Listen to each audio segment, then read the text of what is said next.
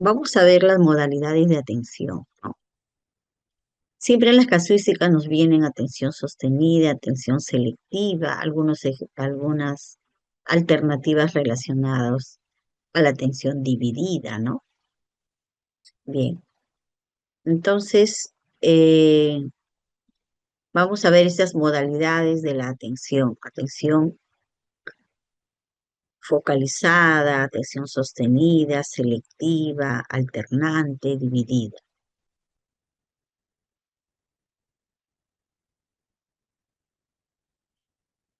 La atención, nos dice, abarca un amplio espectro, ya que participa en los procesos más masivos e involuntarios, como la respuesta a la orientación, y también lo hace para la gestión de tareas complejas, ¿no? Eh, Nos habla aquí de una atención en dos niveles,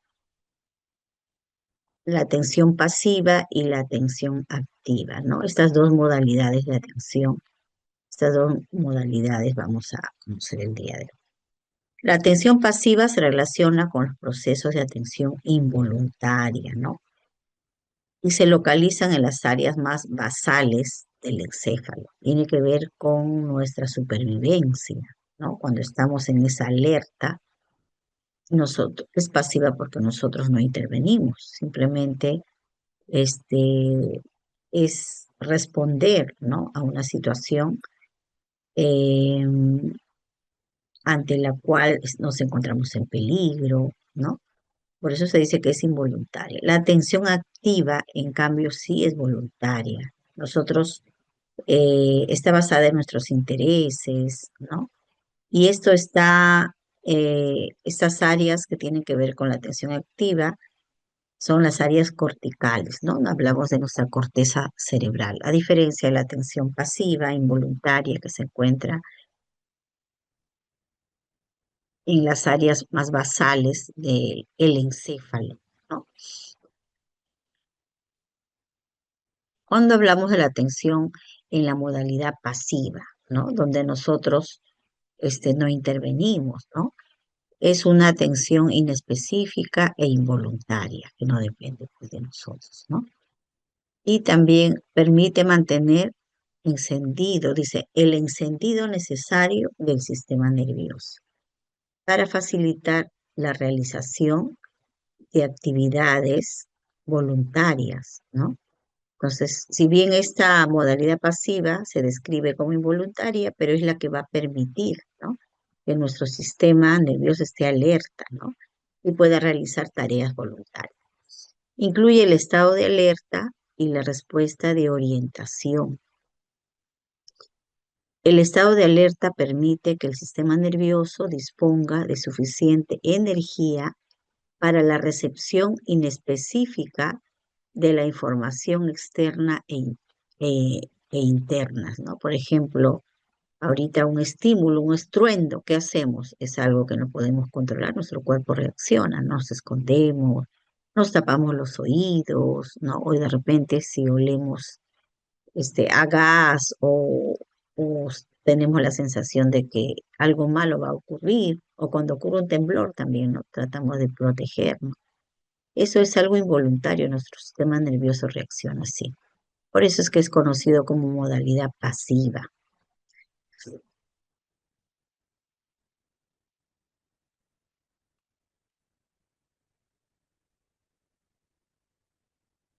Es por eso que hay una alerta fásica, dice, ¿no? Una alerta fásica y una alerta tónica, ¿no? Es el umbral de vigilancia mínimo que se necesita para mantener la atención durante la realización de una tarea prolongada, ¿no? Bien, eso es en términos generales, la atención pasiva, ¿no? Donde nosotros no intervenimos de manera consciente. Bien, y también nos explica dentro de esta modalidad pasiva, la modalidad, el estado de alerta y la modalidad sostenida, ¿no? Pero dentro de esta modalidad pasiva, ¿no? Es una modalidad de atención pasiva común a todos los mamíferos, ¿no? que permite la supervivencia del individuo y le prepara para responder a cualquier estímulo sorpresivo. De eso nos dice.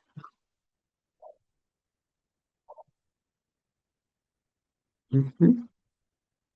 Entonces, es una atención donde no interviene nuestra voluntad, ¿no? A diferencia de la modalidad activa, la atención activa o deliberada, intencional, ¿no? Es el proceso atencional en el que participan los aspectos motivacionales, ¿no? Lo que le interesa al sujeto. Se lleva a cabo mediante una actuación consciente, intencionada, volitiva, ¿no? Tiene que ver con nuestra voluntad, con el deseo de hacer determinadas acciones y con una utilidad práctica, ¿no? Y dentro de este grupo, de esta modalidad de atención activa, se encuentran pues lo que nosotros mm, conocemos, ¿no? Las diferentes modalidades de los tipos de atención, ¿no? Entonces, en la modalidad activa podemos observar la capacidad para dar respuesta de un modo diferenciado a estímulos específicos. Ahí estamos hablando de una modalidad focalizada, ¿no? El niño da respuestas de modo diferentes a estímulos específicos. Permite el procesamiento de determinados estímulos mientras ignora otros estímulos irrelevantes, ¿no? Por ejemplo, un niño con autismo que coge un juguete, ¿no? Que tiene varias piezas, de repente las ruedas, el timón, las puertas, y de repente se centra, se focaliza en el movimiento que le ha llamado la atención de las ruedas, ¿no? Y focaliza su atención en ese detalle, ¿no? En ese estímulo específico. La modalidad sostenida, capacidad para emitir y mantener una respuesta ante un determinado patrón de estímulos durante un determinado lapso de tiempo, ¿no? Es lo que en las casuísticas veíamos y yo les decía, es mantener la atención a un estímulo en un lapso determinado de tiempo, ¿no? En este caso, es esa capacidad, ¿no? Para emitir y mantener una respuesta ante un determinado patrón, ¿no? Que podría ser el carrito, como ahí decía el carrito, lo observa y después eh, observa sus características y de repente mantiene un seguimiento visual, al igual que cuando se le presentan las luces, el foco. Bueno, en los casos de los estudiantes con discapacidad severa, del SEBE, nos vienen ese tipo de casos, ¿no? Que se le observa un objeto favorito, puede ser una pelota brillante, un carrito, y el niño se le estimula para que mantenga su atención por un tiempo determinado, ¿no? Un lapso de tiempo. O a través de una lupa o a través de un burbujero, ¿no? Entonces, es mantener la atención, en este caso, hacia un objeto por un periodo de tiempo. Y a través de un ejercicio de seguimiento visual, generalmente nos vienen los casos. Entonces, una modalidad focalizada y una modalidad sostenida dentro de la modalidad activa de la atención. Y después tenemos la atención selectiva, ¿no? Modalidad selectiva, que es la capacidad que tiene el niño para mantener una determinada respuesta ante un estímulo, a pesar de la presencia de varios estímulos distractores que de manera simultánea entre sí, ¿no? Entonces, eh, ese ejercicio, por ejemplo, lo vimos ayer, ¿no? Que se le da una batea de juguetes al niño, se le pide que elija uno, se le deja que manipule mientras se observa todas las características y después se le presenta nuevamente todos los estímulos, varios estímulos que se le dieron inicialmente, pero se le pide que señale el que escogió primero, ¿no? Entonces, esa es la modalidad selectiva, ¿no? Mantener la atención, como dice acá, la capacidad para mantener una determinada respuesta, ¿no? Ante un estímulo, ¿no? En términos más sencillos, mantener la atención a, eh, según las casuísticas, a un determinado objeto y cuando se le presenta rodeado de otros elementos distractores, que son otros objetos, es capaz de reconocer, ¿no? El objeto inicial, de identificar sus características, ¿no? Y de seleccionarlo, porque generalmente las casuísticas dice señala, ¿no? O que coja el objeto que inicialmente manipuló, ¿no? Entonces, y no siempre se les presenta el objeto, como el caso de ayer en una batea, había juguetes, se le pide que escoja uno, ¿no? A veces solamente se le da uno y el niño lo observa, juega, ¿no? Conversan sobre el objeto y después ese objeto se le presenta ya eh, con otros juguetes, ¿no? Y se le pide que entregue o que señale, ¿no? Que coge el objeto que había manipulado inicialmente, ¿no? Entonces va a seleccionar, como dice, va a dar esa respuesta ante ese estímulo, ¿no? Habiendo evocado, recordado las características y es capaz de encontrar el objeto inicial. Modalidad alternante.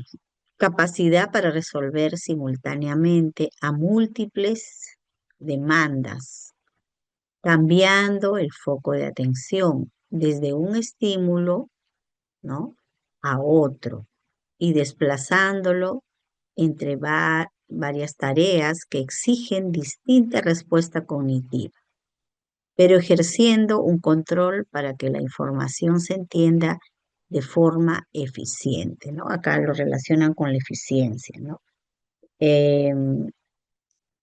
Habían, en las casuísticas nos habían puesto que, por ejemplo, un rompecabezas, ¿no? Y se saca un rompecabezas y después se manipulan las 5 piezas y después se le pide que lo guarde que coloque como un tablero de encaje, que lo vuelva a guardar. Ahí está prestando atención a varios estímulos al mismo tiempo, ¿no? Y finalmente va a tener que recordar dónde va cada pieza, porque se le había dado el tablero pues con las 5 piezas, ¿no? Se le ayudó a sacar cada uno, dejó que se le dejó que manipulara y después tenía que colocarlo en su mismo lugar. Como dice acá, cambiando el foco de atención desde un estímulo a otro, desplazándolo entre varias tareas. Exigen distinta respuesta cognitiva, pero ejerciendo un control para que la información se entienda de forma eficiente, ¿no?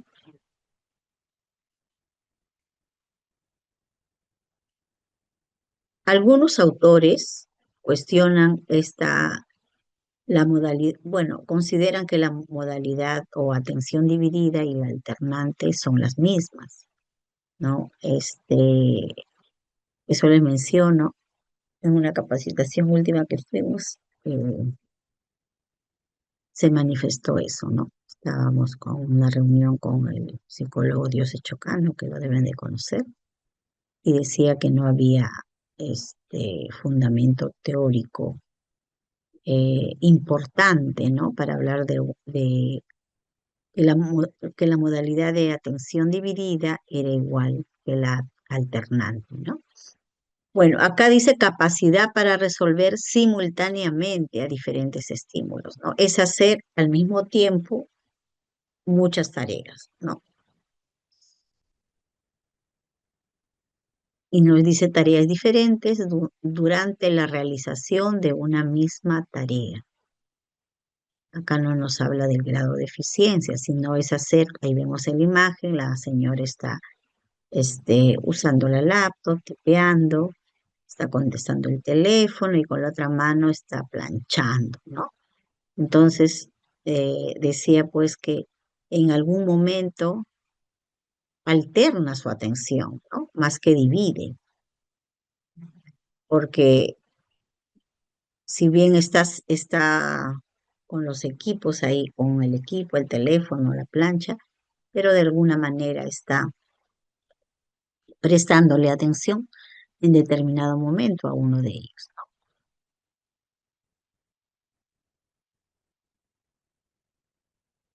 Bien, entonces ahí tenemos los tipos de atención.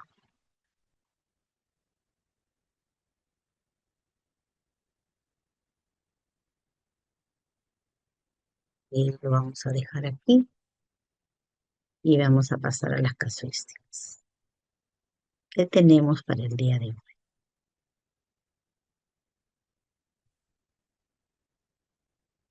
Mm,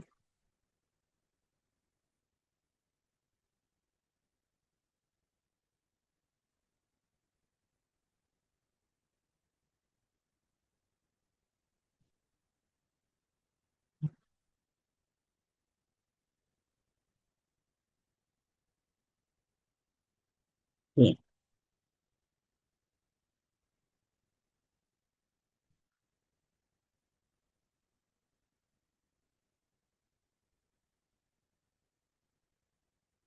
bien, vamos a empezar de este caso que nos habla del entrenamiento auditivo. Siempre vienen personas, se van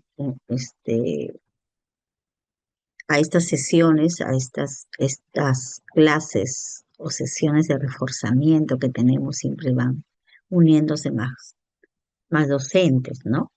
Bien, en este caso, vamos a recordar lo que es el entrenamiento auditivo, ¿ya? Entonces, aquí nos dice, Paolo es un niño de 30 meses que tiene un implante coclear, un implante coclear y utiliza audífonos. La, au- la tutora del PRITE va a iniciar con él un programa de entrenamiento auditivo. Para ello, utilizará un parlante, ujú,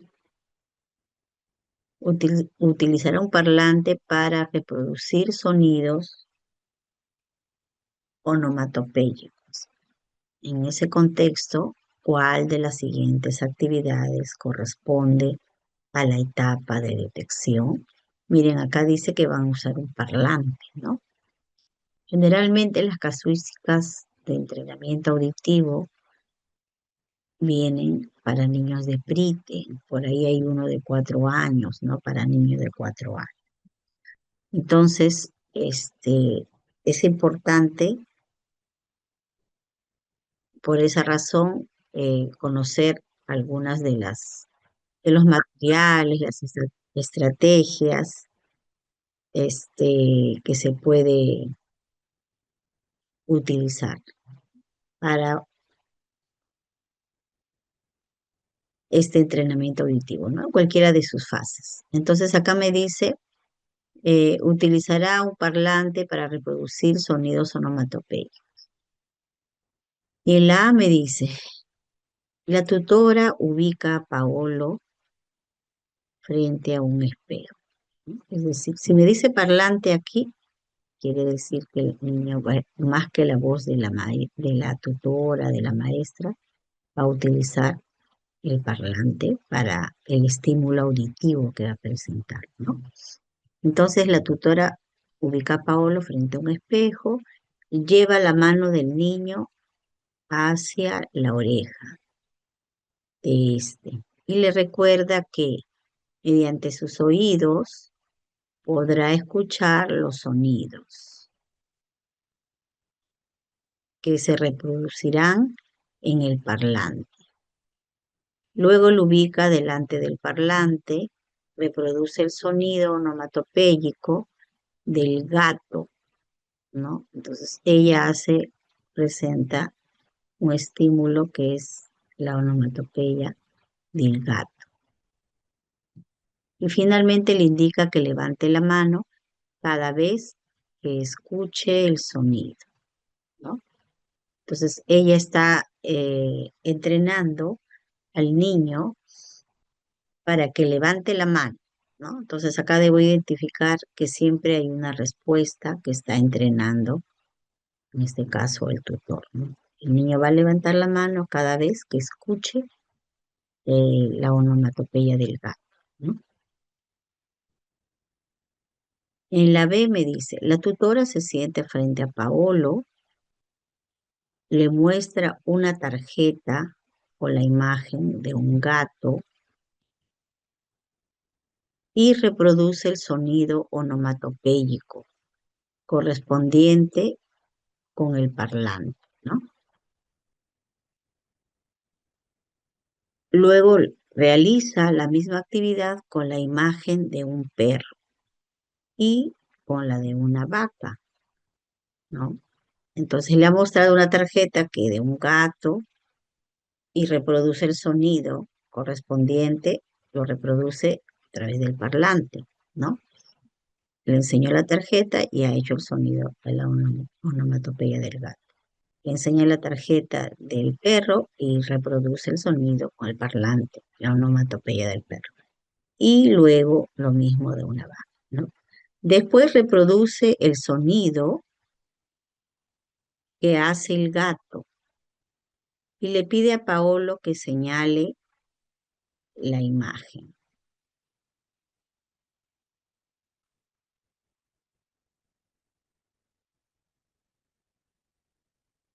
La imagen que se relaciona, ¿ya? La imagen que se relaciona con ese sonido, con dicho sonido, ¿no? Una vez que ya entrenó, dice la maestra, la tutora ya reproduce el sonido del gato y le dice a Paolo que le señale la imagen, ¿no? Porque en un primer momento en la B ella estaba mostrándole qué es lo que tiene que hacer como respuesta, ¿no?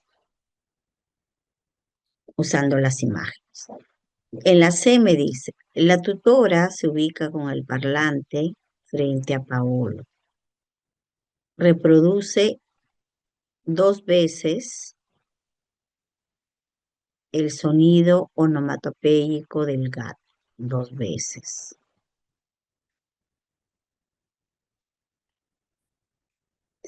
Enseguida coge la mano del niño y junto a él le da una palmada para indicar que los sonidos son iguales. ¿Ya?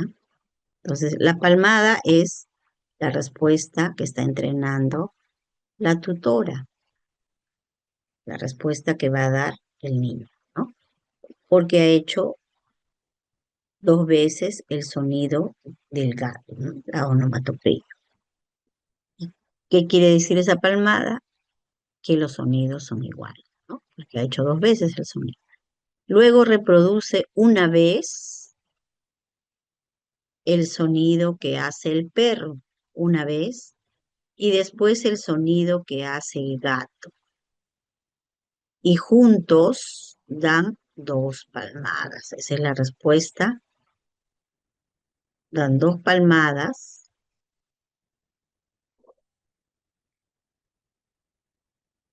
y la tutora le indica que los sonidos son diferentes, ¿no? Pues acá tengo.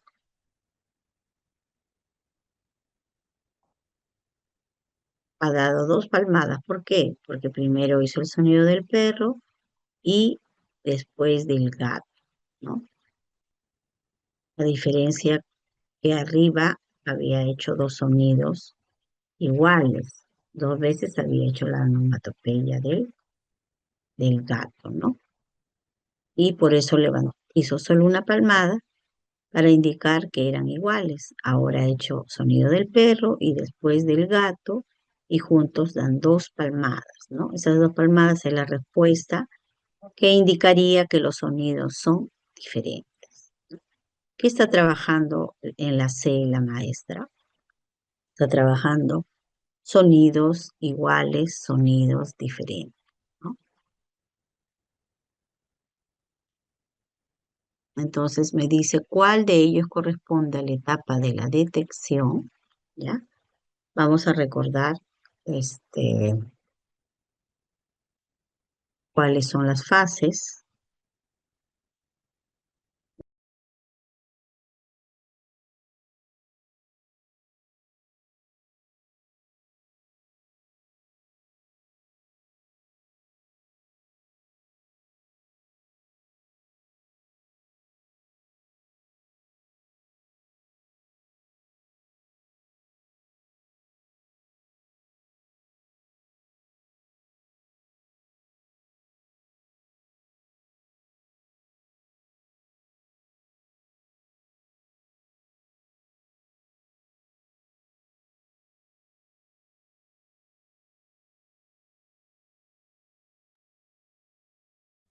Que vamos a compartir.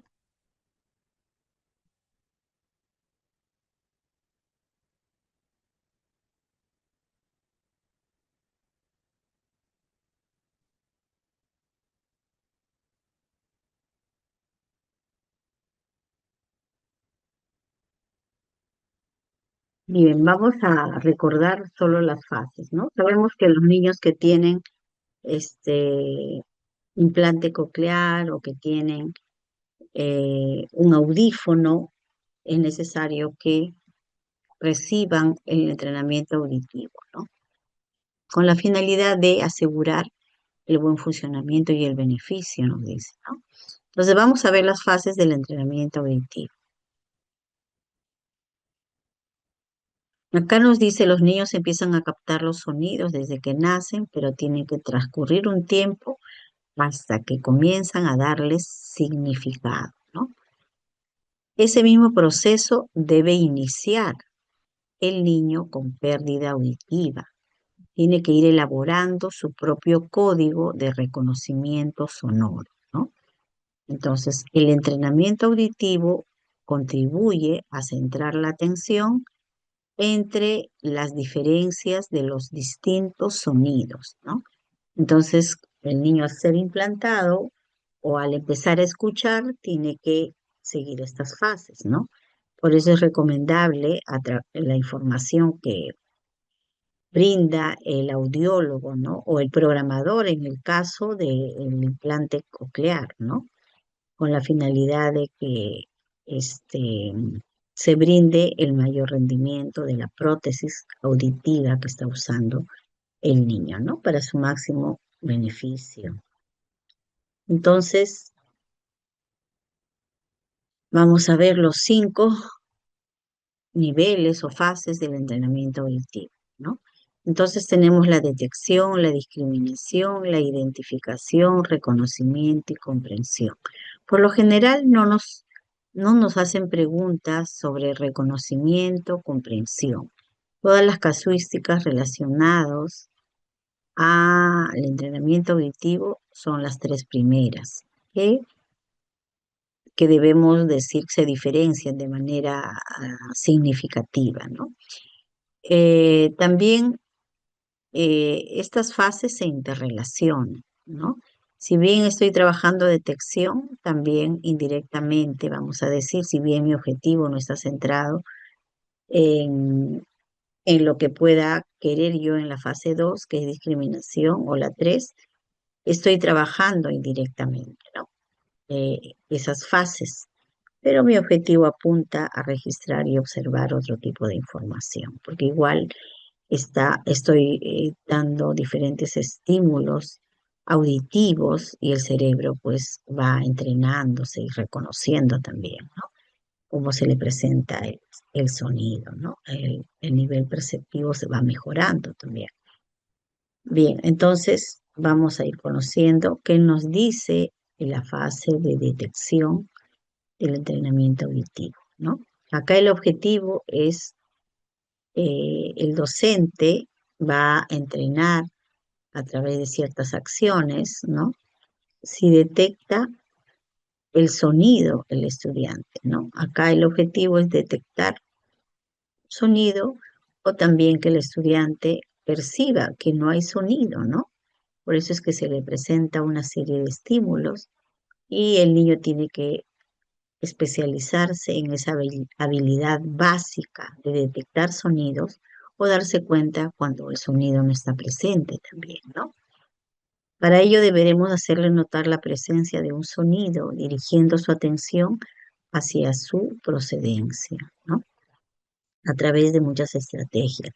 Como generalmente, lo ideal es que los niños sean implantados pues desde pequeñitos, ¿no? O se haga una detección temprana y puedan usar si es audífono o su implante.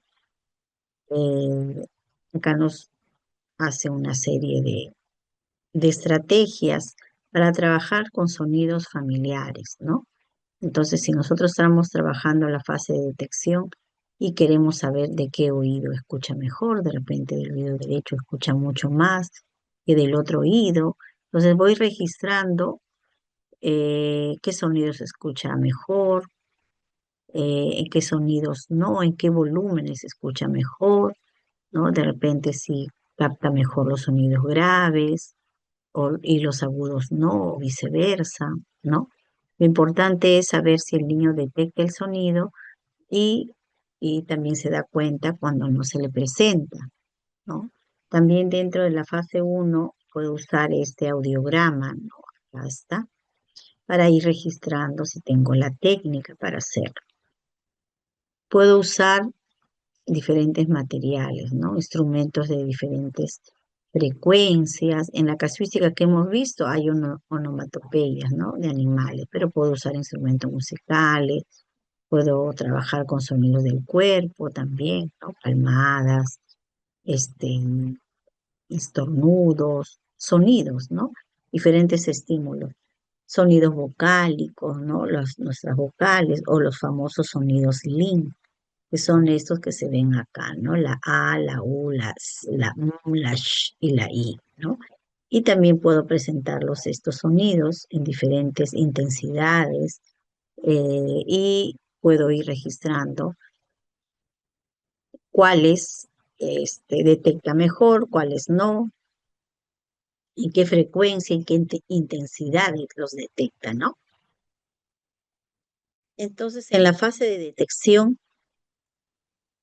también puedo observar como docente qué sonidos detecta, cuáles no, si aparece algún sonido molesto, ¿no? Si es capaz de distinguir cambios de intensidad y duración, ¿no? Es decir, yo puedo presentar diferentes sonidos. De repente le puedo cambiar el volumen, como les dije, o presentar un sonido grave, agudo, que es la frecuencia, ¿no? Y de repente sonidos cortos, sonidos largos, pero infinidad de sonidos, ¿no? Pero voy a estar atenta y mi objetivo es saber si los escucha o no los escucha. Ese es mi objetivo, ¿no? Entonces,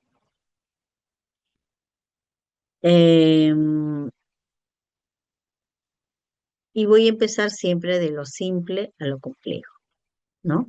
En las casuísticas, como viene, generalmente se describe como son niños pequeños de Prite, dice, ¿no? La docente lleva el objeto, si le va a hacer escuchar una campana, lleva la campana al lado del oído del niño para saber eh, si es que, para hacerle saber que va a utilizar su oído en esta actividad, ¿no? Eso de pronto, si es que va a hacerle que señale de repente una tarjeta igual, ¿no? Hace que la tarjeta la dirija hacia una tarjeta de un animal, de un instrumento musical, la dirija al oído, ¿no? Para que el niño se dé cuenta de que va a escuchar, pues, ¿no? Lo que hace de repente el gato o cómo suena la campana, ¿no? Y siempre también dentro de la casuística nos dice, la maestra observa si escucha, ¿no? Porque el objetivo en la fase uno es, como les dije, el objetivo es la detección del sonido, ¿no? Por eso se llama fase uno detección. Eso voy a trabajar ahí. El niño pueda detectar diferentes sonidos, ¿no? Y yo saber. qué sonidos detecta mejor, con qué oído detecta mejor, si también puede sentir esos ruidos molestos, ¿no? Entonces, de acuerdo a eso, vamos a ir programando el mejor funcionamiento ¿no? de este implante que ha hecho, ¿no? Porque recuerden, es un microprocesador o el audífono, ¿no? Vamos regulando para que les sirva mejor, ¿no? Entonces, como detecta, eso es lo que voy a observar en la fase uno que se llama detección, ¿no? ¿Y por qué decíamos que mientras trabajo una fase, indirectamente estoy trabajando otra? Porque en la fase que viene vamos a ver discriminación, que tiene que ver con características del sonido. Ahí presento una serie de sonidos diferenciados, ¿no? Aquí también, por ejemplo, siendo la fase uno trabajo sonidos largos, sonidos cortos, sonidos con mayor volumen, menor volumen o intensidad, ¿no? Que es la palabra, o graves, agudos, presento, pero observo, me centro en ver si en observar y registrar lo que detecta el estudiante, ¿no? Y cuando no le presento el estímulo, obviamente, si es que él me da la respuesta esperada que estoy entrenando, es porque está haciendo una mala percepción, pues, ¿no? Una mala detección. Entonces, pero indirectamente estoy estimulando también lo que va a pasar en la fase 2, ¿no? ¿Por qué digo indirectamente? Porque aquí, ya una vez que ya el niño sabe, pasado esa fase de detección y yo sé que él sabe detectar los diferentes sonidos y he registrado cómo detecta y ya tiene esa habilidad inicial, ¿no? La habilidad básica de la detección, ya puedo trabajar que me diferencie los sonidos, ¿no? Sabemos que hay diferentes tipos de sonidos según su duración, según su intensidad, según el timbre, ¿no? Según su duración, tengo sonidos largos o cortos. Según su intensidad, suave o fuerte. Según el timbre, sonidos graves y agudos, ¿no? Y para eso que uso materiales. Igual, ¿no? Instrumentos musicales, también puedo usar sonidos onomatopéyicos. Y en las casuísticas, como bien, ¿no? Justamente me dice eso. Cuando me describe el caso, me ponen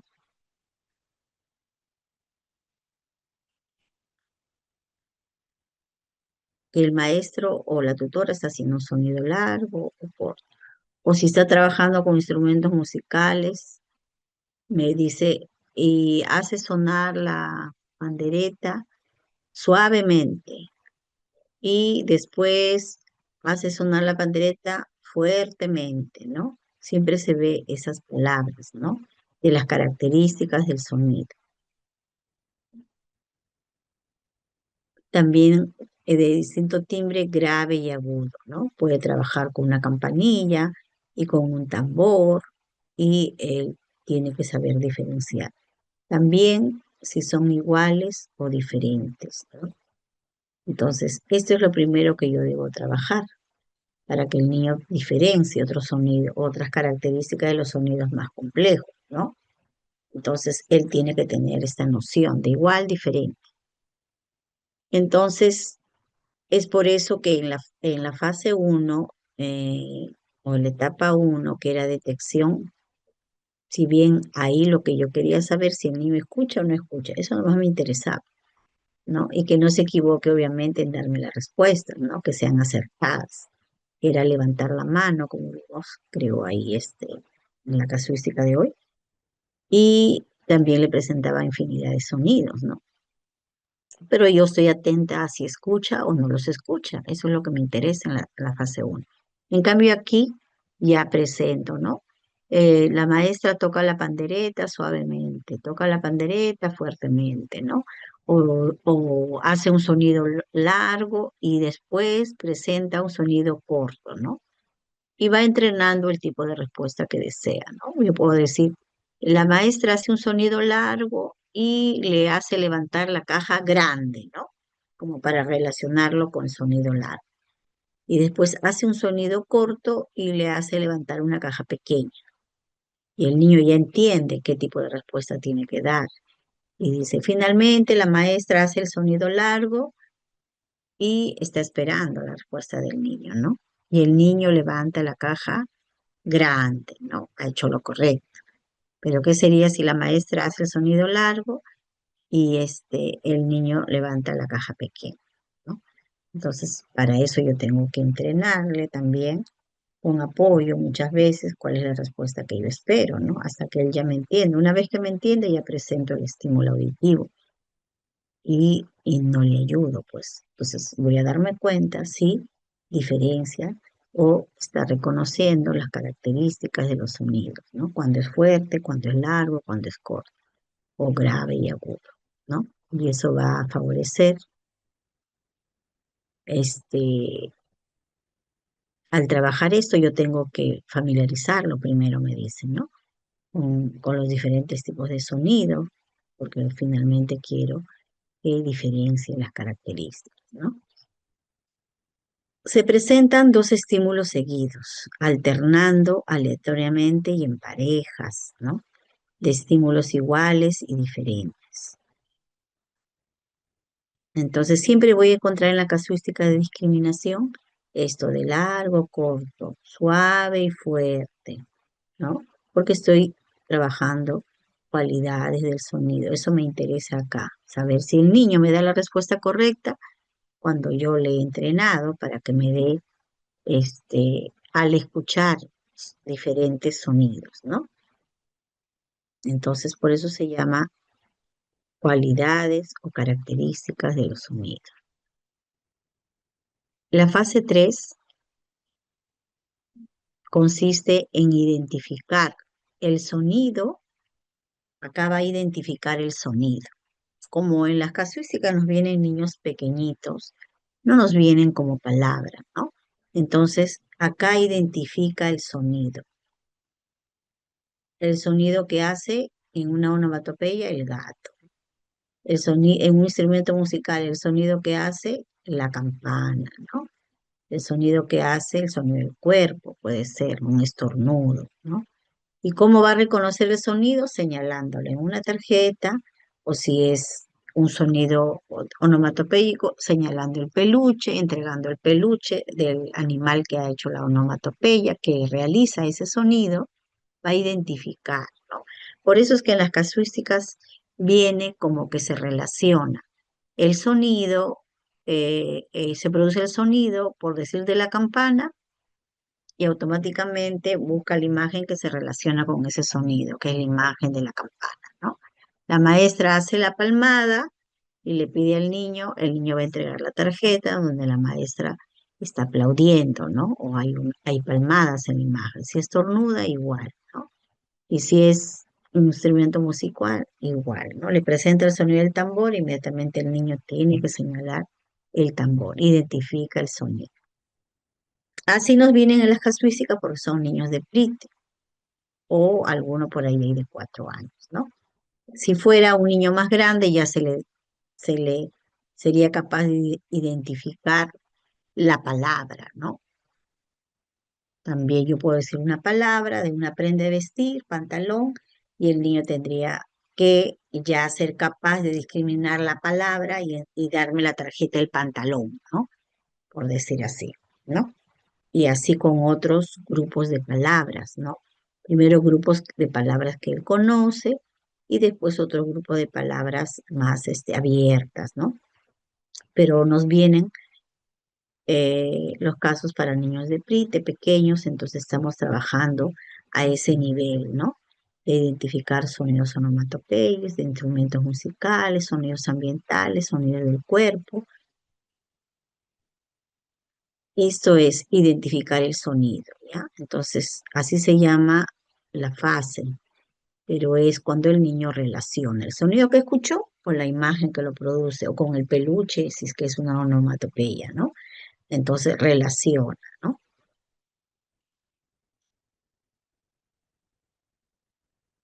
Aquí. Reconocimiento. Aquel objetivo es que ya reconozca palabras y también frases. Ya estamos a nivel de frases porque ya el oído, ya la percepción ha mejorado, ¿no? Ese cerebro ya está aprendiendo a reconocer no solamente sonidos, sino palabras y frases y sus significados, obviamente, ¿no? Debe ser capaz de reconocer, dice, un sonido o palabra en un grupo abierto, ¿no? Hasta frases, nos dice, ¿no? Ya va a depender de cómo el niño va avanzando. Comenzamos con grupos cerrados hasta que sea capaz de reconocerlos sin darle ninguna ayuda, ¿no? Grupos cerrados quiere decir un grupo de palabras que él conoce, son familiares, ¿no? El reconocimiento supone la existencia de un conocimiento previo aprendido, ¿no? Supone que con esa palabra ya se ha trabajado, ¿no? Entonces ya estamos pasando al reconocimiento de la palabra en sí. Y las listas van a ser pues listas cerradas del grupo de palabras que conoce, sin apoyo. Primero con apoyo, después no le apoyo nada, después le doy otras listas para que reconozca auditivamente esa palabra, ¿no? Y también la relación reconozca pues su significado. Pero bueno, aquí estamos reconociendo auditivamente la palabra, ¿no?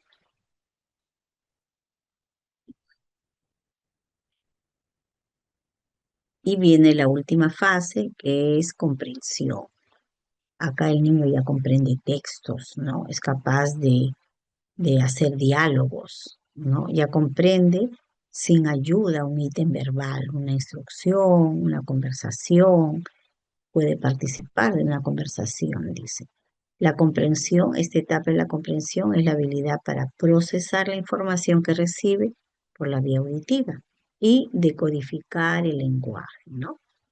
Y dice, es el objetivo de esta fase es poner la audición al servicio del lenguaje oral, logrando una comunicación interactiva, ¿no? Dicen los autores que cuando un niño es implantado pues tempranamente, tiene los implantes cocleares y sigue sus fases, va a alcanzar los niveles de lenguaje como cualquier persona oyente, ¿no? Entonces, de eso se trata. Bien, vamos a volver al caso.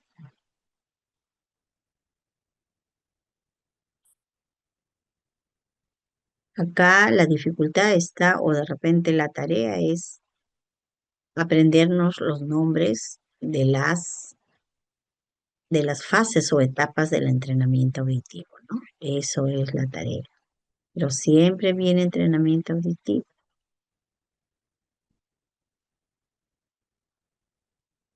Muchas veces reconocemos la estrategia que emplea, pero nos olvidamos del nombre. Entonces, acá me pide la fase uno, que es etapa de detección. El objetivo, si percibe el sonido o no lo percibe, ¿no? Percibe el sonido o la ausencia de este, ¿no? Detección del estímulo auditivo. Cualquier estímulo, yo quiero saber si detecta o no detecta. Entonces, acá la respuesta es la A. Y justo está lo que les decía. La tutora ubica a Paolo frente a un espejo, lleva la mano del niño hacia la oreja de este, ¿no? Su manito lleva hacia su oreja y le recuerda que mediante sus oídos podrá escuchar los sonidos, ¿no? Porque está en la fase de detección. Y siempre voy a ver esto, escuchar los sonidos. Y cuando ya termina, y bueno, y acá levanta la mano como respuesta que ha escuchado el sonido, o sea, ha habido un sonido ahí, en este caso la onomatopeya, la maestra pues va a registrar que sí escucha, ¿no? Entonces, cada vez que escuche el sonido, ¿no? Él levanta la mano. Y obviamente ahí va a jugar con la intensidad, ¿no? Va a ponerle un sonido con un volumen más bajo, ¿no? De menor intensidad y también va a registrar, ¿no? Porque está observando todo, pero si detecta o no detecta. Y en la B que me dice que señale la imagen que se relaciona con dicho sonido. Estamos hablando de identificación, ¿no? Esta es la fase 3 porque ha hecho un sonido del gato, la maestra ya entrenó, y le pide a Paolo que señale la imagen que se relaciona con dicho sonido. Tiene que señalar la imagen de la tarjeta donde está el gato, pues, ¿no? O la imagen, la tarjeta con la imagen del gato que ha hecho el sonido, la onomatopeya. Y en la C me habla de sonidos iguales y sonidos diferentes. Y esto es discriminación. ¿Mm? Eso sí me tengo que acordar. Discriminación, cualidades del sonido. Acá es identificación. Busco el sonido, busco la imagen, después de escuchar el sonido, busco la imagen que se relaciona con el sonido. La imagen o el peluche. Ujú, busco esa relación. Y en la A es cuando esto es identificación, detección, ¿no? La fase 1 como habilidad básica. Esta es detección. Entonces la fase 1 es la A. Bien, vamos a continuar.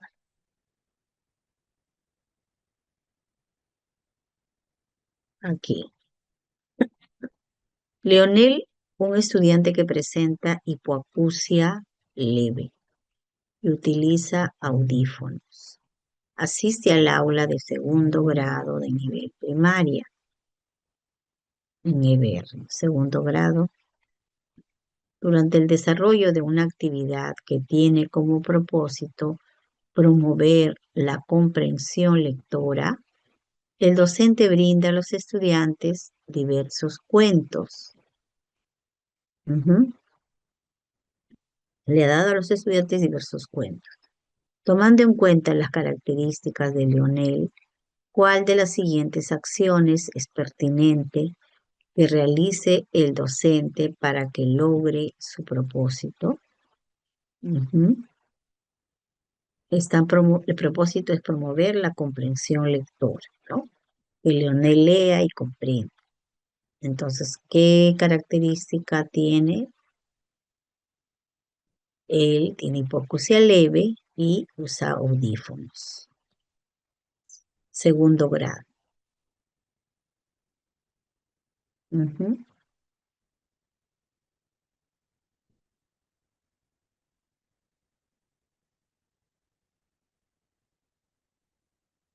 Bien, entonces dice, tomando en cuenta las características, ¿cuál sería la acción pertinente? A, entregar a Leonel un cuento. Entregar a Leonel un cuento con imágenes que reemplace algunas palabras, imágenes que reemplace algunas palabras. Y pedirle que lo lea, que va a leer ahí palabras y va a leer imágenes también, ¿no? B, entregar a Leonel un cuento que dice un cuento que él conozca, un cuento con palabras que él conozca y ayudarlo a leerlo.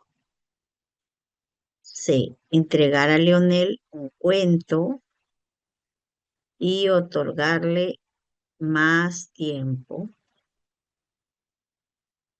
para que pueda leerlo a su ritmo. A ver, en la A me dice que le voy a poner palabras y también imágenes. En la B le voy a dar un cuento de menor extensión, ¿no? Porque dice, voy a usar palabras que él conozca, un cuento con palabras que él conozca y le voy a ayudar a leer. En la C le voy a dar el mismo cuento, pero le voy a dar un poco más de tiempo para que él pueda leerlo a su ritmo. Hipoacusia leve y usa audífonos. Un niño con hipoacusia leve y que ya usa sus audífonos, ¿qué pasa con él? Recordemos que cuando vimos hipoacusia leve, la dificultad era a mayor distancia, de repente algunos sonidos no los percibía, ¿no? Estamos hablando de sonidos. Y Leonel no tiene discapacidad intelectual. Entonces estamos hablando de un niño, si bien está en segundo grado de primaria, ¿qué es lo más pertinente? Un cuento con imágenes. Yo debo entender que él se comunica por el modelo auditivo oral, ¿no? Cuando nos ponen los casos de hipoacusia leve, auditivo oral quiere decir que él escucha y él puede oralizar, él puede hablar, él puede leer, ¿no? Entonces, ¿a dónde vamos a ir?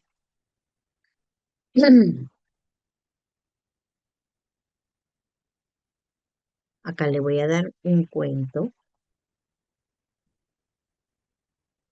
y le voy a dar más tiempo. Le voy a dar el cuento, mejor dicho, el cuento. Bien,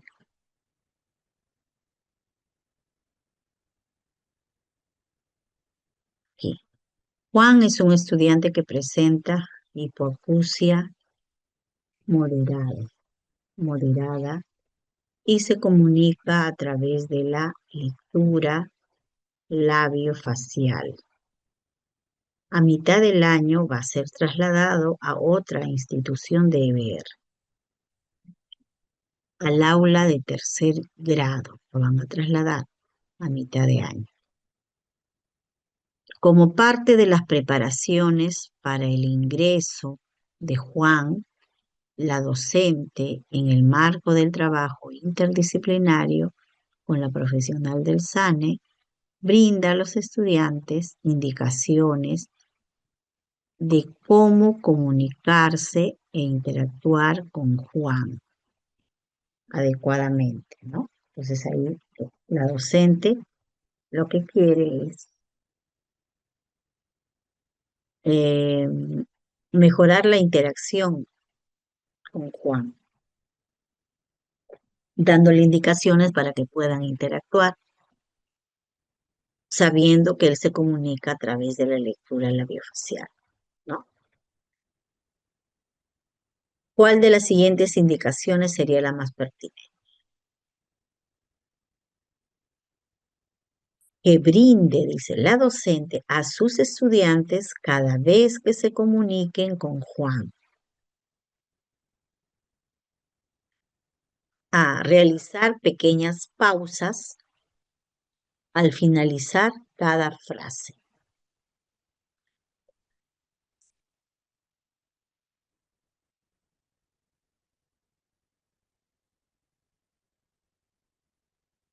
Al final de cada frase voy a hacer una pausa.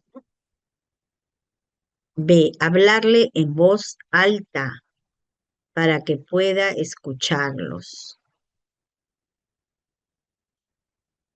C.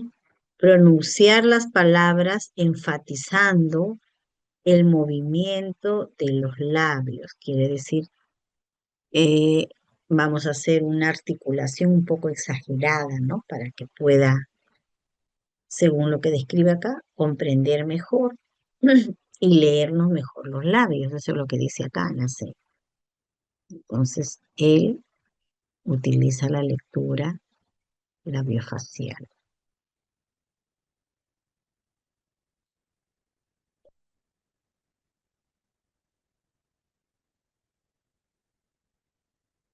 Entonces, acá, ¿cuál sería? Voy a hacer pausas al finalizar cada frase o voy a hablar más alto, como tiene hipoacusia moderada, tengo que hablar más alto para que me escuche, pero acá tengo que respetar la moda, cómo él se comunica, cómo Juan se comunica. Él lee los labios, ¿no? Él más se va a centrar en lo que yo estoy articulando, va a leerme los labios. Ahí me tengo que centrar. A veces, como es de hipoacusia moderada, podemos decir, le hablo más fuerte, ¿no? Pero acá me está precisando que él lee los labios. A ver, vamos a ver un ratito lo que es lectura labiofacial. Acá está.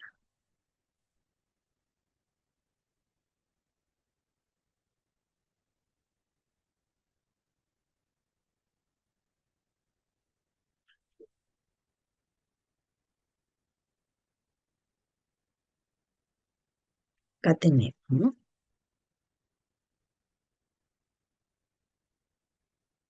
Dice, ¿qué es la lectura labiofacial? Es una vía complementaria a la auditiva y necesaria para la captación del lenguaje en sujetos con discapacidad auditiva. Se basa en el reconocimiento de las palabras y la recepción de los mensajes a partir de los movimientos y posiciones de los órganos articulatorios visibles del interlocutor. Bueno, acá nos habla, hay grandes diferencias individuales en el dominio de la lectura labiofacial, ¿no?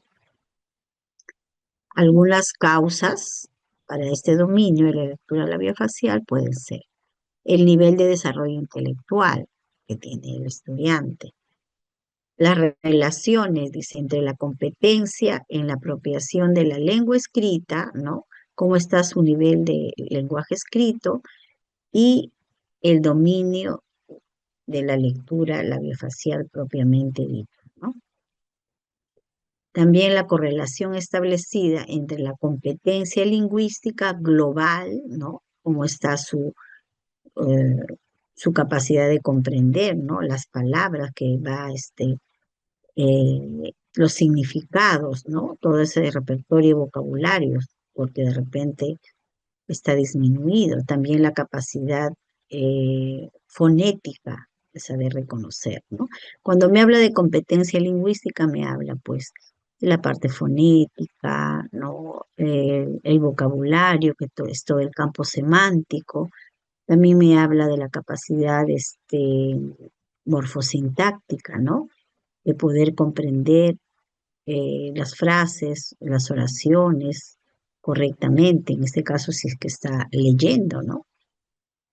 Hay que tener dominio de la competencia lingüística en la lectura y también su competencia en la lectura labial, ¿no? Hay esa relación directa.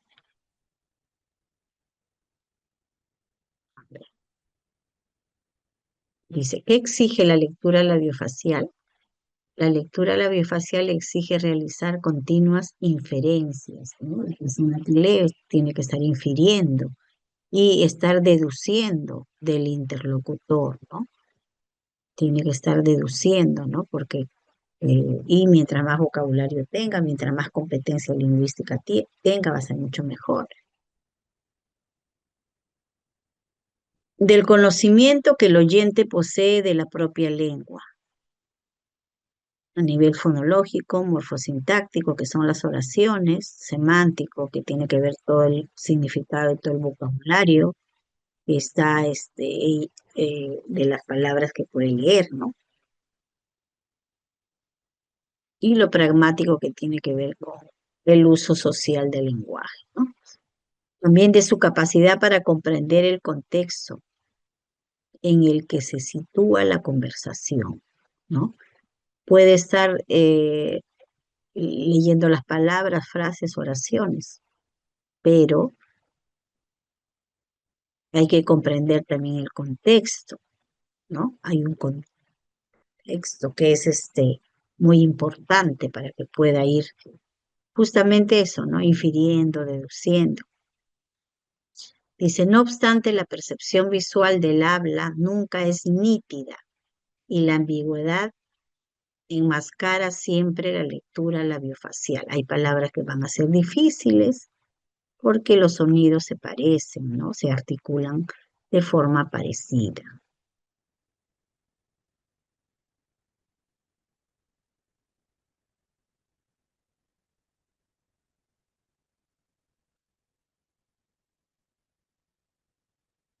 Bien.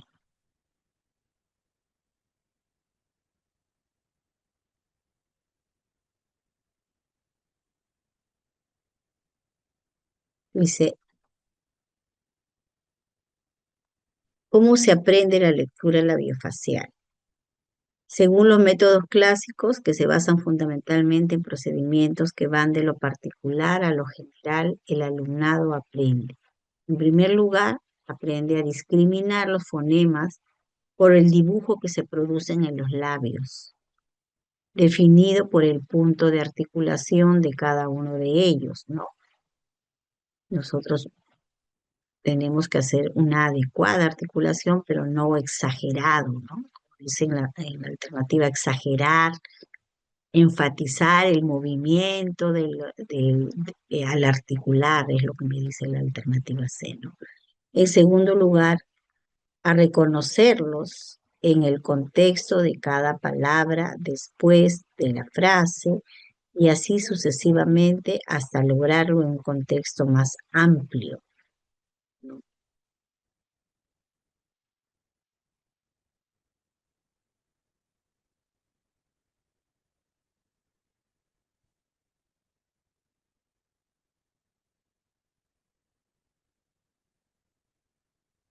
Algunas limitaciones de la lectura labiofacial.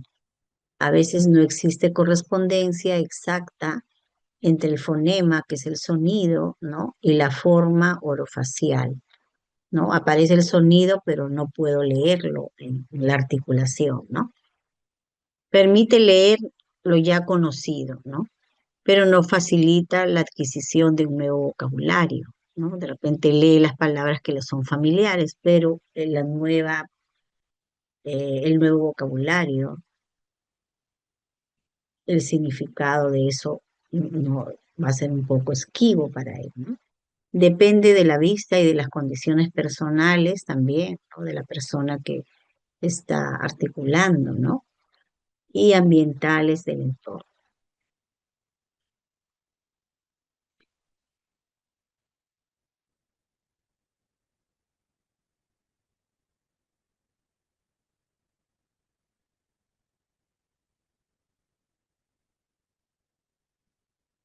Según este método, los aprendizajes auditivos se organizan según los siguientes apartados. Dice. Aprender a escuchar, que es educación en la atención hacia los estímulos sonoros, ¿no? Entonces, ahí desarrollar la atención hacia los estímulos sonoros.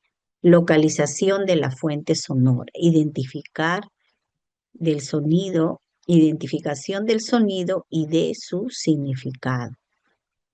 Comprensión del lenguaje oral, reconocimiento de onomatopeyas, palabras y frases.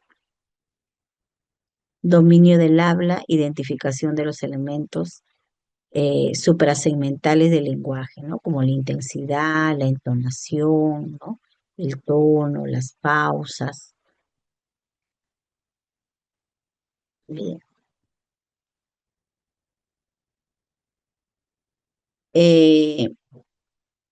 Poquito para recordar de qué se trata. Bien. Acá lo que nos recomienda es realizar pequeñas pausas al finalizar cada frase, porque así va a permitir la comprensión de la idea, ¿no?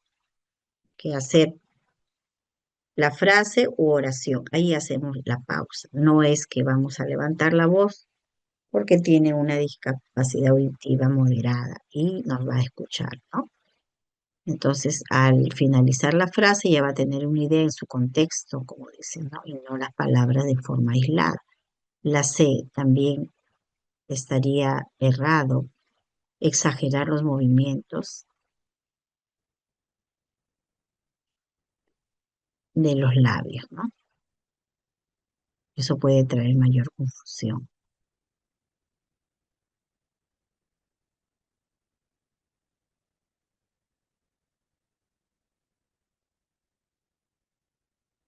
Bien, la docente de primer grado de nivel primaria de una institución de EBR, primer grado, va a recibir a Sofía, una estudiante que presenta hipoacusia leve, con el asesoramiento del profesional del SAN. La docente tiene como propósito utilizar estrategias que respondan a las demandas de aprendizaje de la estudiante. ¿Cuál de las siguientes acciones es más pertinente para dicho propósito? ¿No? Entonces va a recibir, dice a Sofía, que tiene hipoacusia leve.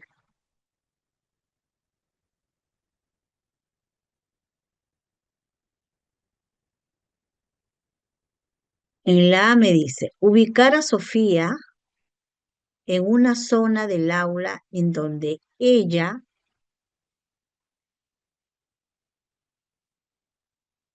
logre observar sin dificultad a la docente y las actividades que se realizan en el aula, ¿no? En la B dice, utilizar de manera muy enfática gestos y ademanes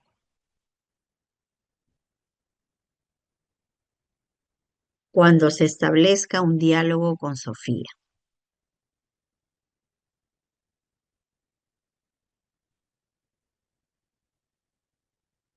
C. Entregar a Sofía textos con imágenes y expresiones clave en cada párrafo del texto. Entonces aquí yo tengo que elegir la mejor estrategia que apunta a las necesidades de aprendizaje o a las demandas de Sofía, que tiene hipoacusia leve, ¿no? En la A es ubicarla en una zona donde ella pueda observar a la docente. Y en la B, usar gestos, ademanes, cuando conversen con ella, ¿no? Cuando haya diálogo con ella. Y en la C, darle textos con imágenes y expresiones clave en cada párrafo del texto. Hipoacusia leve. ¿Qué dificultades tienen las personas con hipoacusia leve? Pueden distorsionar algunos fonemas, dice la teoría, si están un poco distante del profesor. Y obviamente el susurro no lo van a entender, no lo van a percibir, perdón.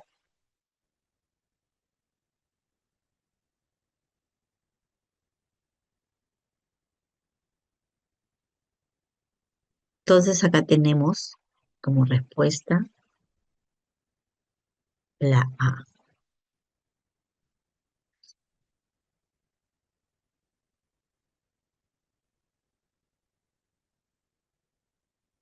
La ubicación va a favorecer en ese sentido.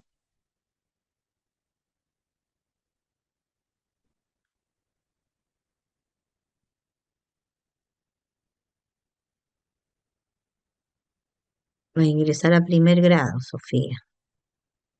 Bien. La docente de cuarto grado de primaria de una institución de EBR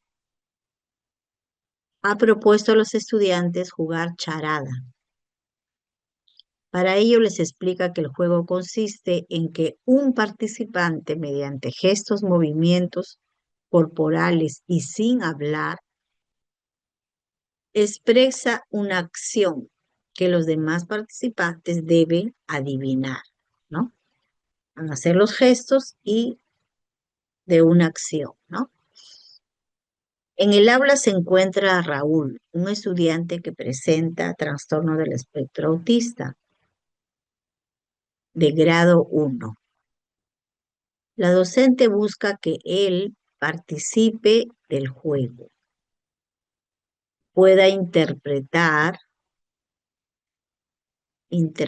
las expresiones corporal de sus compañeros.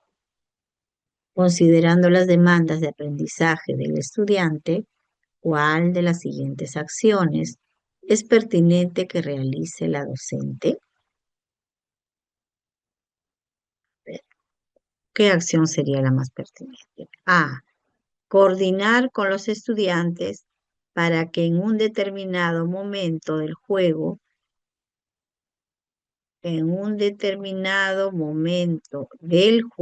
expliquen a Raúl de qué tratan algunas expresiones corporales que está observando en el juego.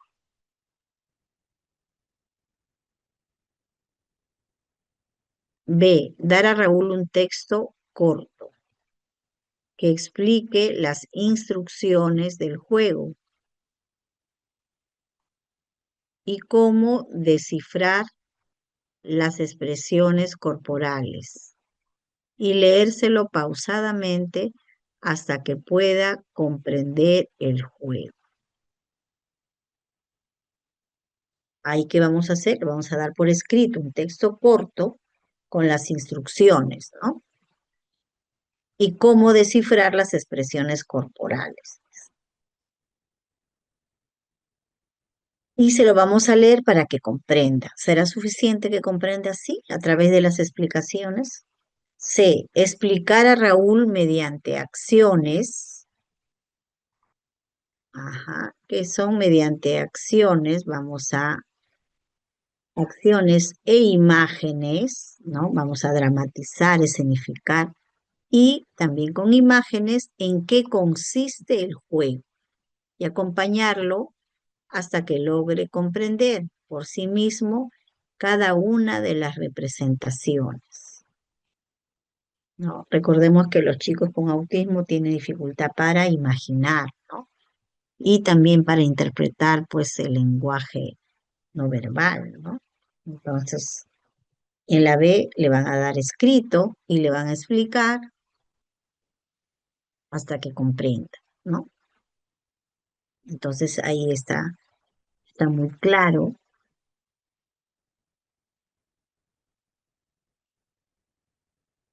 ujú,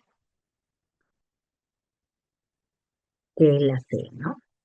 Vamos a modelarle la acción, vamos a enseñarle la imagen y le vamos a explicar en qué consiste el juego para que él pueda entender qué es lo que tiene que hacer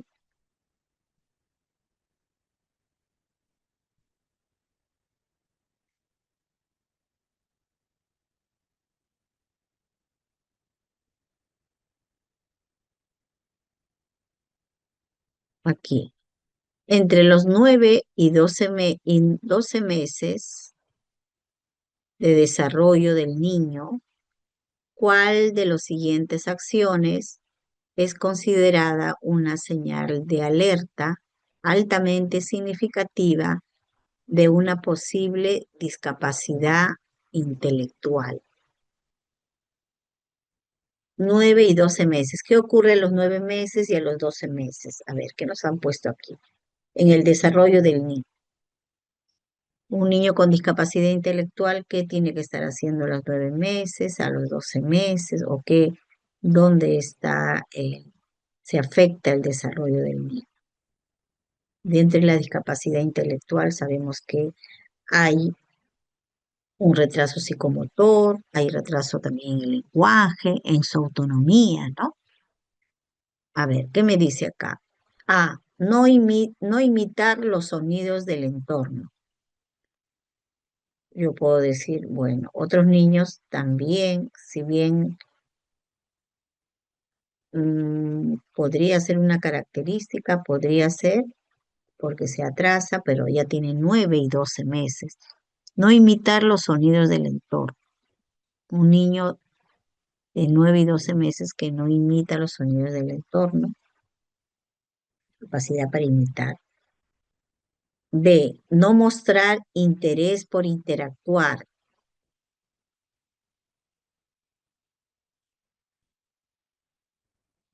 En la A yo puedo decir que es un niño con discapacidad auditiva también, ¿no? Porque escucha y no reproduce el sonido que escucha. B, no muestra interés por interactuar. También puedo pensar que es que un niño con autismo también, ¿no? No hay interés por interactuar.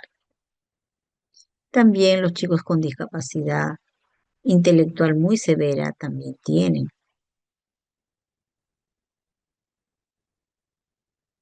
esta característica de no saber integrarse, interactuar. Bueno, C, no mantenerse sentado ni con apoyo, dice acá.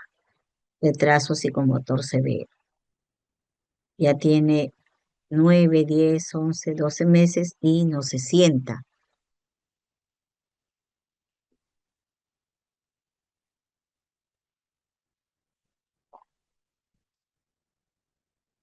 Entonces, altamente significativo.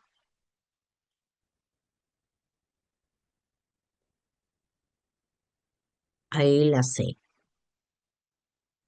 Mientras más marcado el retraso psicomotor, más está afectado, mayor compromiso intelectual, ¿no? Trastorno de desarrollo intelectual, como se llama ahora, el TDI.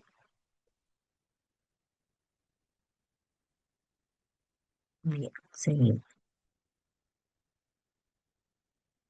Aquí, Oscar es docente del aula de quinto grado del nivel primario en una institución de BR. Acaba de recibir a Zacarías. Quinto de primaria acaba de recibir a Zacarías. Un estudiante que presenta trastorno del espectro autista grado 1. Luego de unos días, Oscar observa que Zacarías no socializa con sus compañeros. Durante los momentos de juego, Zacarías prefiere estar solo. En los momentos de juego, dice Zacarías, prefiere estar solo y cuando algunos estudiantes se acercan a él, se va a otro lado. Regresa cuando no hay nadie. Bueno, por muchos factores, Zacarías se comporta así, ¿no? Él tiene autismo en grado 1. A veces es un tema sensorial, un tema de adaptación también al grupo. Él recién ha ingresado, acaba de ingresar a quinto grado.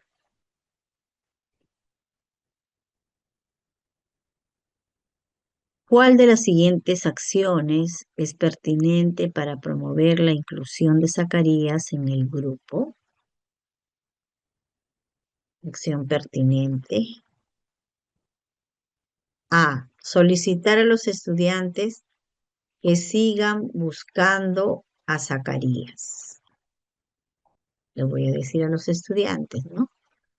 Entonces, él cuando los estudiantes se acercan, él se va a otro lado, dice.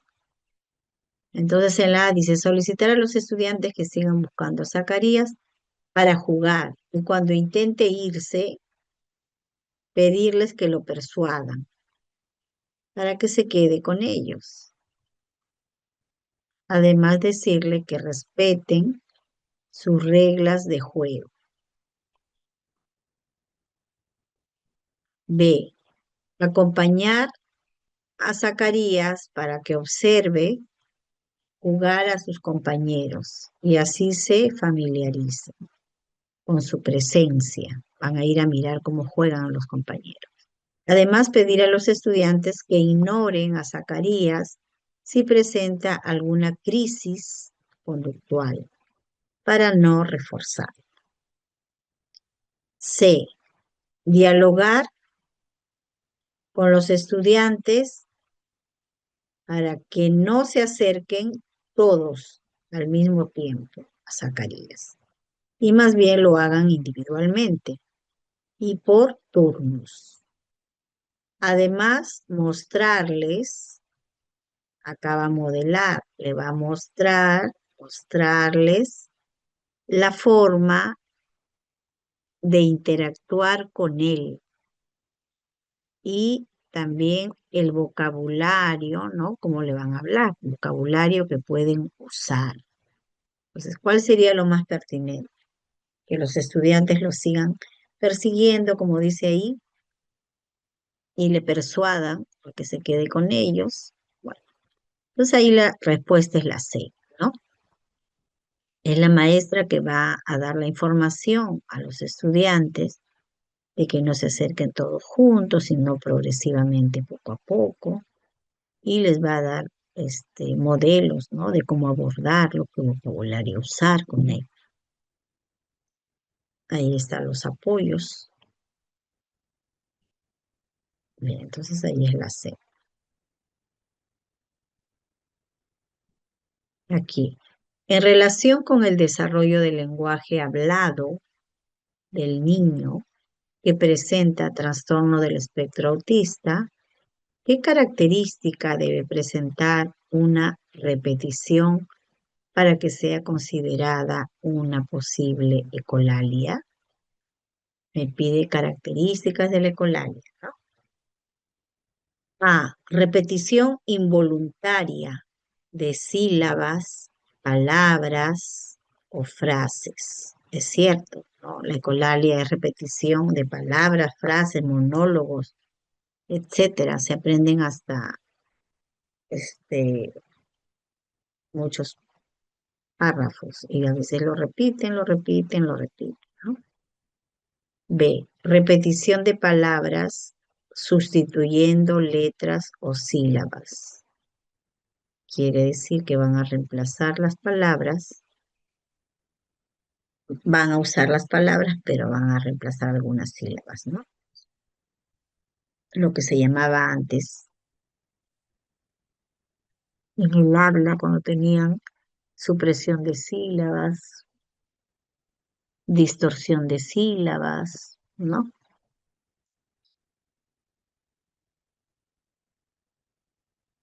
Lo que se conocía como las dislalias antes, ¿no? Ahora ya no se llama así, ahora hablamos de trastorno de desarrollo del lenguaje, TDL.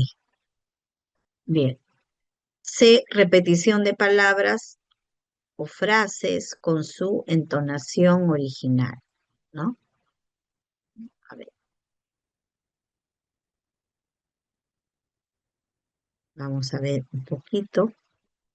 Dice que algunos ya tienen la respuesta, porque ya, a ver, lo que tengo acá, le he dejado abierto, a ver, está. Vamos a ver una parte más relevante.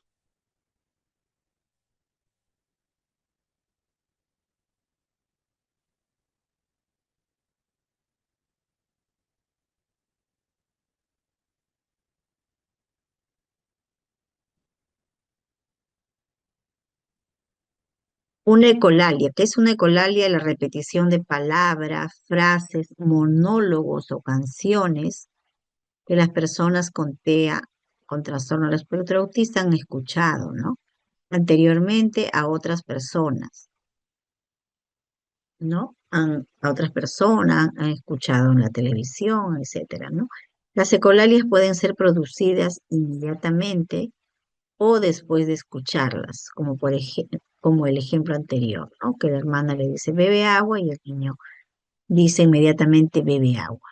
Ahí hablamos cuando se ocurre inmediatamente, ¿no? Eso tiene que ver con la ecolalia inmediata y hay otra ecolalia, como por ejemplo cuando transcurre después de un tiempo o después de varios segundos o minutos o semanas, hay una ecolalia diferida, ¿no? Sea minutos, semanas, hay una ecolalia diferida. Características, dice. En primer lugar, por ser una repetición exacta, no solo de palabras, sino también de la entonación y de los gestos. Ya nos pueden poner gestos también, posturas, todo eso también imita el niño, ¿no? A veces se personifica en un cómic, en Mickey Mouse, y asume su tonalidad de voz, dice las frases que dicen ese personaje, ¿no? En algunas ocasiones las ecolalias pueden tener variaciones o información extra, ¿no? Pueden agregar una palabra. En estos casos puede indicar la existencia de ciertas competencias para adquirir una mayor capacidad de lenguaje espontáneo, ¿no? Los niños que hacen ecolalias y agregan alguna información, eso me está indicando de que hay ciertas competencias en el niño, ¿no?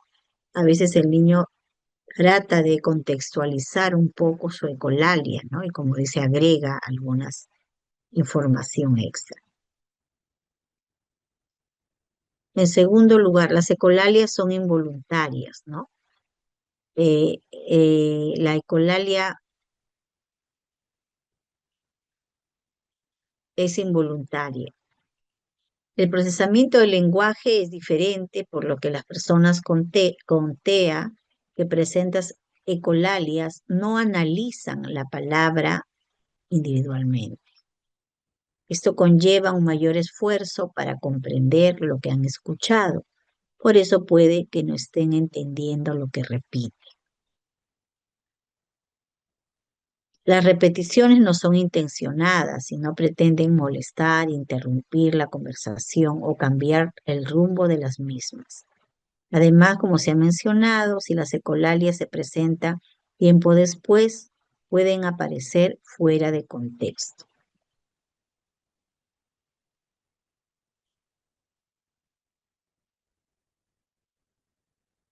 También las ecolalias pueden verse funcionales o no funcionales. Hay niños que repiten muchas ecolalias y nunca contextualizan por lo menos la ecolalia, ¿no? ¿Cuándo se considera una ecolalia que es funcional? Cuando tiene un propósito comunicativo, es decir, cuando existe interacción con otras personas, van dirigidas a otra persona, ¿no? Para preguntar, para responder, para pedir, ¿no? Como esa frase tal vez inadecuada, pero está queriendo decir algo. Ejemplo, el hermano con autismo dice, bebe agua para pedir a su abuela más agua, ¿no? En vez de decir, abuela, dame agua, bebe agua, porque la abuela siempre le dirá, bebe agua y le da un vaso de agua, bebe agua. Es su forma de pedir, ¿no? En este caso, la ecolalia va dirigida a alguien, ¿no? Con intención de pedir, es funcional ahí, ¿no? Entonces, bueno, la abuela que entiende pues su lenguaje, le va a dar el agua, ¿no? En vez de decir, dame agua, ha relacionado ella, él, cada vez que dice bebe agua aparece el vaso, bebe agua aparece el vaso. Entonces, él usa bebe agua, ha guardado esa frase, ¿no? Como que el agua está ahí presente. Por eso se dice que ellos no guardan las palabras, sino así como lo escuchan. No hay un significado aislado de cada palabra. Por eso los pictogramas nos ayudan mucho. En este caso, la ecolalia, bueno, es dirigida hacia la abuela, ¿no? Y va dirigida dentro de un contexto. Es porque el niño siente la necesidad de consumir agua y lo dice a través de una ecolalia, ¿no? Porque todavía no ha aprendido dame agua o quiero agua, ¿no? Este tipo de ecolalias suelen trabajarse para potenciar el lenguaje verbal y que sea más ajustado a la conversación y el contexto de la misma, ¿no? Y es cierto, ¿no? Los niños que entran a terapia y por lo menos vienen con ecolalias o varias o pocas, ya con ellos se hace una mejor proyección, ¿no? Con la metodología PEC sobre todo se trabaja todo lo que es estructura de oración y aprenden más verbos, más adjetivos, ¿no? Son chicos con un mejor pronóstico. Se consideran no funcionales cuando no van dirigidas a ninguna persona y por tanto carecen de intención comunicativa, ¿no? Carecen de intención comunicativa. Ahí pues sería involuntario, ¿no? Porque simplemente repite, repite como para estar ensimismado, ¿no? En este caso las ecolalias tienen una función autoestimulatoria o autorreguladora, ¿no? Al igual que las estereotipias ya que son placenteras y o generan calma en la persona, ¿no? No va dirigida a nadie. Hay niños que están cantando, cantando, diciendo sus comerciales, ¿no? Porque a veces no saben también cómo comunicarse, pero no la dirigen a nadie. Las ecolalias pueden aparecer en el desarrollo normal del lenguaje en cualquier niño, ¿no? Pero persisten pues en los niños con autismo.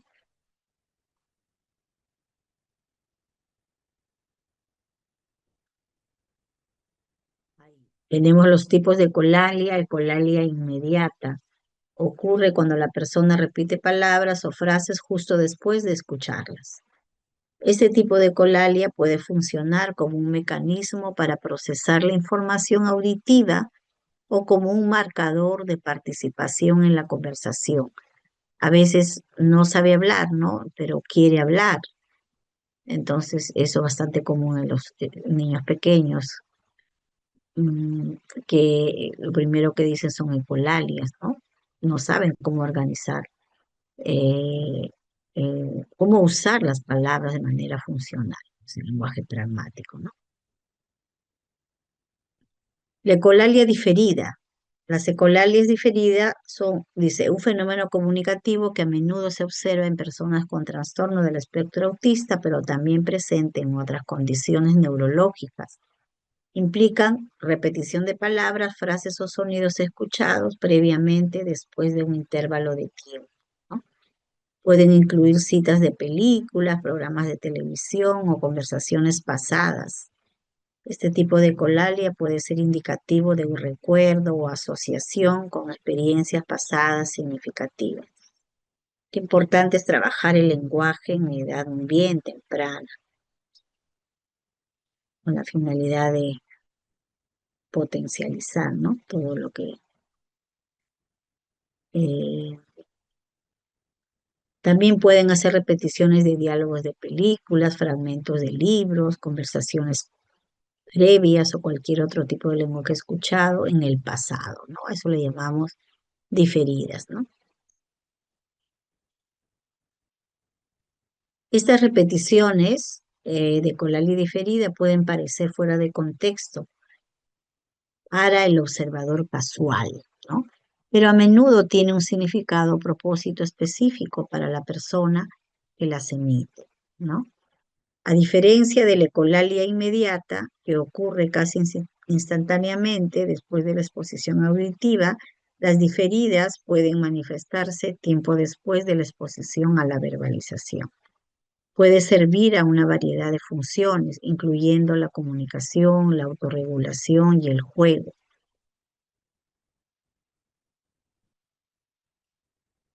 Bueno, aquí algunas que he mencionado, ¿no? De repetir conversaciones pasadas, frases de consuelo, ¿no? Que han aprendido, preguntas, solicitudes. Bien, hasta ahí nos quedamos. Para avanzar, tenemos hoy a dos casos. ¿Ya? Entonces, de repente nos ponen también repetición de frases con su entonación original y gestual, puede ser, también sería la respuesta.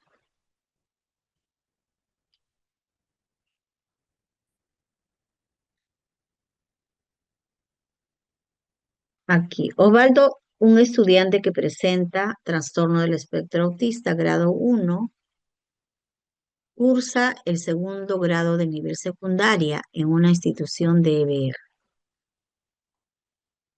Cuando el estudiante entabla una conversación, va directo al tema. Asimismo, le cuesta mantener el hilo de la conversación y solo habla de lo que le interesa. Por tal motivo, el docente, con asesoramiento del profesional del SANE, tiene como propósito desarrollar en Osvaldo la habilidad comunicativa de mantener el hilo de la conversación, ¿no? Esa es una habilidad dentro del discurso narrativo, ¿no? Una habilidad conversacional. Mantener el hilo en una conversación, ¿no? Como tiene su condición de autismo, nos dice que a él le cuesta mantenerse en el hilo de la conversación.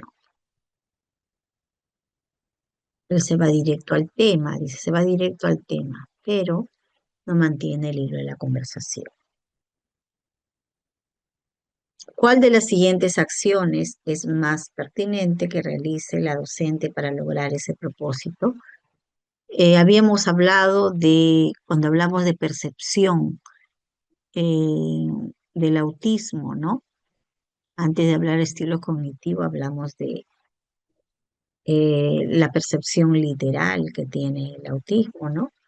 Y también cuando hablamos del estilo cognitivo, hablamos de una teoría que era de coherencia central, ¿no? Y eso tiene que ver con esto, ¿no? Habilidad comunicativa de mantener el hilo en una conversación, ¿no? Es hablar sobre el tema, mantenerse en el tema, ¿no?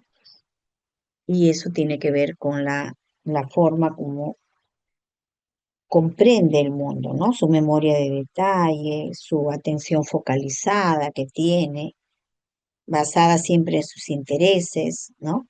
Y había una frase que decía, nosotros vemos primero el bosque, nosotros las personas regulares, ¿no? Nuestra forma de comprender el mundo, primero vemos el todo, lo global. En cambio, las personas con autismo primero ven no el bosque, sino el árbol. Y les cuesta ver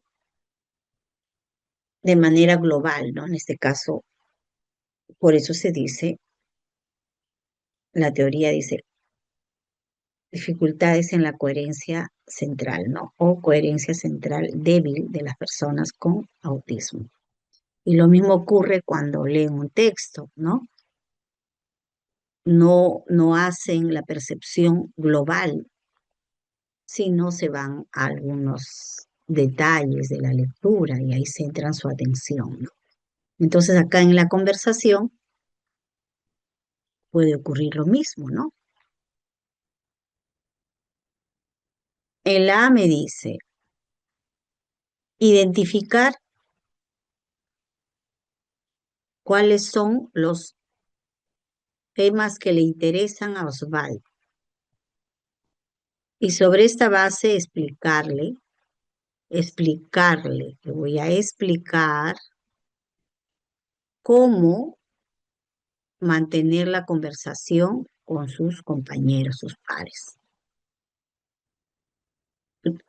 Primero voy a saber qué temas le gusta y sobre esta base explicarle cómo debe mantener, ¿no?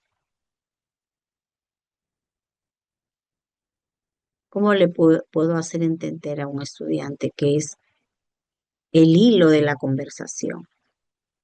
B, realizar con Osvaldo un juego de roles a través del cual represente cómo debe escuchar a sus compañeros y mantener una conversación. Van a dramatizar ahí, ¿no?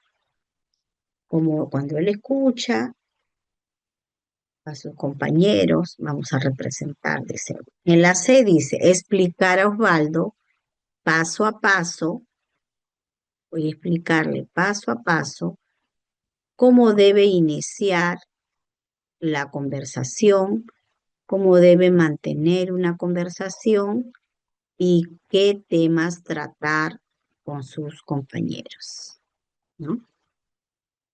Dentro de una conversación, pues hay la toma de turnos, ¿no? El escuchar al otro y todo. Hay una secuencia que se debe de respetar, ¿no? Es el discurso conversacional.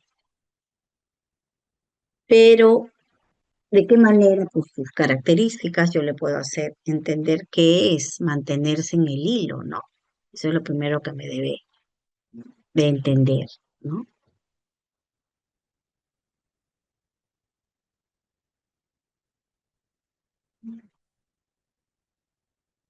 A través de juego de roles, poniéndose en el papel del emisor, del receptor, ¿no? Que escucha, él va a representar, ¿no? Cómo es escuchar a sus compañeros, ¿no? A través del cual se represente, dice, cómo es que él debe escuchar a sus compañeros, no solamente explicarles, sino lo va a hacer, y así él va a entender, ¿no?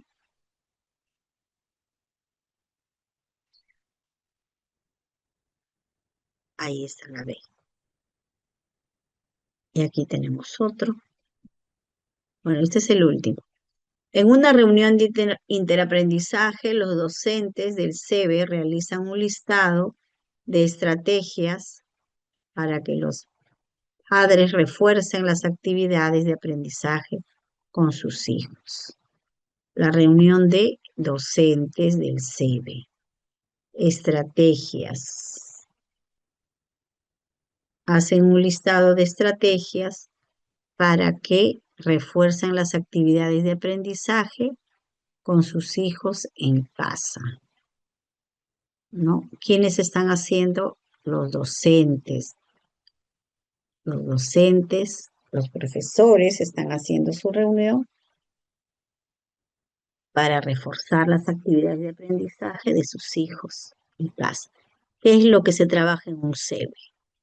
¿Qué es lo que tiene que reforzar, este, reforzar las familias, el padre de familia, para chicos con discapacidad intelectual severa? Ujú. Decirle al niño el nombre de cada objeto que emplea para que lo nombre. B, brindarle al niño instrucciones cortas y simples sobre las actividades que hace obviamente en el hogar, ¿no? C, establecer contacto visual con el niño cuando se le brinda indicaciones. ¿Cómo reforzamos actividades? ¿Cómo reforzamos actividades? A través de instrucciones cortas y simples de las actividades que hace o va a hacer en casa. Esa sería la respuesta.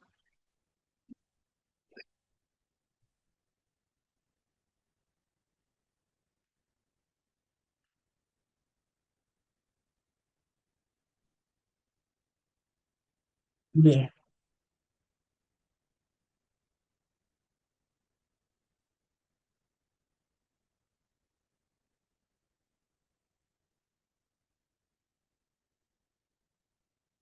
Bien, entonces ahí tenemos como respuesta la B, ¿no? Y ahí dice, es una reunión que han realizado los docentes para que lleven estrategias para que refuercen en casa a los padres de familia.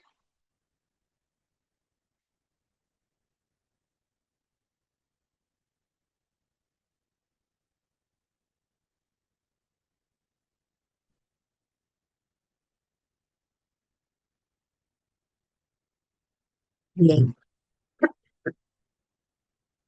entonces ahí nos quedamos por hoy. Ya nos estaríamos viendo la próxima semana. Bien, buenas noches con todos ustedes. Ya nos vemos la próxima semana a seguir repasando, recordando toda la información que tenemos, ¿no? Vamos a ir recordando.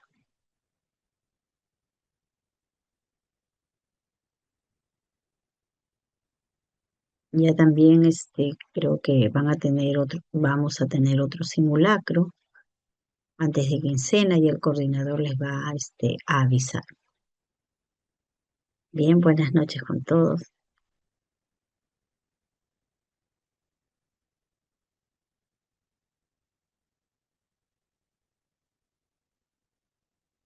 Ujú. Buenas noches, buenas noches. La maestra Rocío manda corazones. Gracias por los corazones.